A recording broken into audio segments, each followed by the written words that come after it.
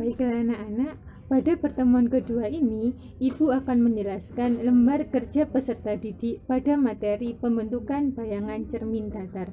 Sebelumnya, kalian isi terlebih dahulu identitas diri kalian yang meliputi nama, kelas atau semester, mata pelajaran, dan nama sekolah. Kemudian untuk kompetensi dasar, di sini kita masih menggunakan KD yang sama, yaitu 3.12 dan 4.12 pada materi cahaya dan alat optik. Kemudian untuk indikator pembelajaran, di sini ada 5 indikator pembelajaran yang terdiri dari 3 indikator kognitif dan 2 indikator psikomotor. Untuk indikator kognitif yang pertama, membuat rumusan masalah pada percobaan pembentukan bayangan pada 2 buah cermin datar. Kemudian untuk indikator yang kedua, menentukan sudut yang tepat antara 2 buah cermin datar untuk menghasilkan jumlah 1000 bayangan. Dan untuk indikator yang ketiga, menganalisis proses pembentukan bayangan 2 buah cermin pada sudut tertentu. Dan untuk indikator psikomotor di sini ada 2. Yang pertama, membuat desain, rencana, kerangka, media sederhana sebagai penerapan pembentukan jumlah bayangan pada cermin atau lensa. Dan yang kedua, membuat media sederhana sebagai penerapan pembentukan bayangan pada cermin atau lensa. Kemudian di sini mengorientasikan siswa pada masalah. Selanjutnya, kalian simak video berikut ini. Berapakah jumlah bayangan yang dihasilkan oleh sebuah cermin datar? Berapa banyak bayangan jika sebuah benda diletakkan di antara 2 cermin seperti ini? Atau, berapa banyak bayangan jika sebuah benda diletakkan di antara 2 cermin seperti ini?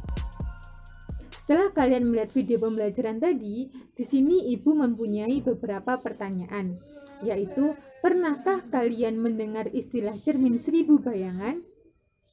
Membutuhkan berapa cermin untuk membuat cermin 1000 bayangan?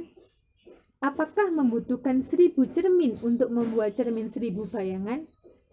Pada sudut berapa kalian bisa mendapatkan cermin 1000 bayangan? Dan bagaimana cara untuk menentukan jumlah bayangan pada cermin? Selanjutnya di sini ada pengetahuan baru yang berkaitan dengan sains, yaitu tahukah kamu cermin 1000 bayangan merupakan salah satu penerapan dari sifat pemantulan cahaya pada cermin. Cermin 1000 bayangan menggunakan cermin datar sebagai objek pembentukan bayangan pada cermin. Jumlah pembentukan bayangan yang terbentuk pada cermin bergantung pada besar sudut antara kedua buah cermin. Selanjutnya di sini ayo mengamati. Dan pengetahuan baru ini berkaitan dengan teknologi. Apa itu? Di sini Ibu menjelaskan tentang Infinite World. Adalah salah satu wahana permainan yang berada di Jatim Park 3 Malang, memberikan kesan berada di antara cahaya yang bergelimangan. Wahana ini memanfaatkan penerapan pembentukan bayangan pada cermin datar dengan mendesain interior dinding dengan didominasi cermin dan kelap-kelip lampu yang beragam. Jadi, Infinite World ini adalah salah satu penerapan dari pembentukan bayangan pada cermin datar. Kalian bisa menjumpai wahana ini di Jatim Park 3 Malang. Kemudian di sini, tahukah kamu ada informasi baru lagi tetapi berkaitan dengan penyelidikan sains, yaitu jumlah bayangan yang terbentuk pada 2 buah cermin datar bergantung pada besar sudut apit yang digunakan. Itu adalah informasi yang berkaitan dengan penyelidikan sains. Kemudian di sini ada permasalahan.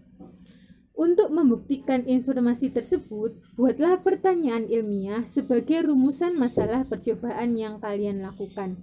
Jadi di sini, tugas pertama kalian adalah membuat pertanyaan ilmiah yang itu merupakan sebuah rumusan masalah dari percobaan yang kalian lakukan. Kemudian di sini ada perencanaan percobaan.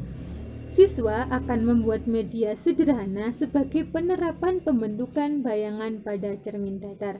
Dan di sini ada informasi baru lagi yang berkaitan dengan teknologi, yaitu untuk menyelesaikan permasalahan di atas, mari membuat media sederhana untuk mengetahui cara menentukan jumlah pembentukan bayangan pada cermin datar.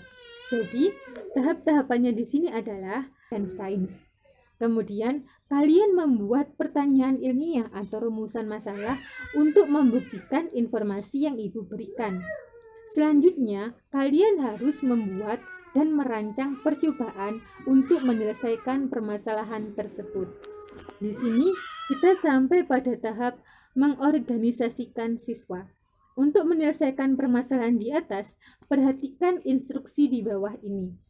Buatlah desain, rencana, dan kerangka, baik meliputi alat dan bahan, serta langkah-langkah pembuatan media sederhana untuk mengetahui cara menentukan jumlah pembentukan bayangan pada cermin datar. Jadi di sini kalian harus menentukan alat apa yang dibutuhkan, kemudian bagaimana desainnya, dan bagaimana langkah percobaannya. Kita lanjut di halaman selanjutnya, yaitu membimbing penyelidikan individu dan kelompok. Di sini kalian tulis alat dan bahan apa yang kalian butuhkan, kalian gunakan, kemudian bagaimana desain pembuatan kalian, dan yang terakhir adalah bagaimana langkah percobaan atau langkah pembuatan dari media kalian. Selanjutnya di sini ada informasi baru lagi, tetapi berkaitan dengan math atau matematik, yaitu kamu harus tahu hubungan antara jumlah bayangan dengan sudut apit kedua buah cermin secara matematis dapat dinyatakan sebagai berikut, yaitu N sama dengan 360 derajat per alfa min 1, dengan keterangan N adalah jumlah bayangan dan alfa adalah besar sudut apit cermin. Jadi rumus ini dapat kalian gunakan untuk menghitung jumlah pembentukan bayangan pada cermin datar. Selanjutnya di sini adalah kita perhatikan instruksi di bawah ini ya. Selanjutnya, tentukan jumlah pembentukan bayangan yang terbentuk pada sudut-sudut di bawah ini dengan menggunakan desain media yang kalian buat. Jadi di sini setelah kalian membuat media untuk menentukan jumlah pembentukan bayangan, kalian coba media tersebut dengan sudut-sudut di bawah ini, yaitu ada sudut 120 derajat, sudut 90 derajat, sudut 60 derajat, dan sudut 45 derajat. Kalian hitung berapa jumlah bayangan yang terbentuk dan tidak lupa kalian dokumentasikan. Selanjutnya di sini adalah mengembangkan dan menyajikan hasil karya. Setelah kalian melewati tahap-tahapan tersebut, setelah kalian melakukan percobaan dengan beraneka macam sudut tadi, baru kalian bisa menjawab beberapa soal analisis di bawah ini, di mana soal ini akan memudahkan pemahaman kalian terkait materi pembentukan bayangan pada cermin datar. Kemudian di sini kita pada tahap yang terakhir, yaitu menganalisis dan mengevaluasi pada tahap kesimpulan.